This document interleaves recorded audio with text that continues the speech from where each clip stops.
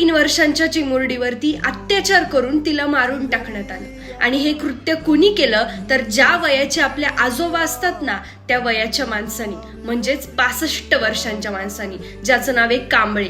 आणि ज्या माणसानी याआधी सुद्धा अशी अनेक कृत्य केलेली आहेत आणि तरी सुद्धा हा माणूस असाच मोकळा फिरत होता. आणि या माणसाने काय केलं तर ही 3 वर्षांची चिमुकली तिच्या आजीकडं आली होती नसरापूर या ठिकाणी.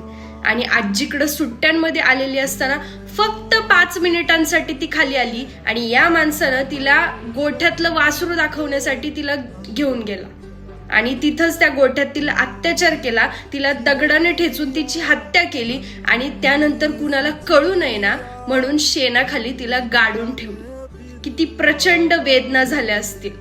म्हणजे प्रशासन नेमकं काय करतंय आता असा प्रश्न निर्माण झालाय. आणि या महाराष्ट्रात अजून किती घटना व्हायच्या बाकी आहेत.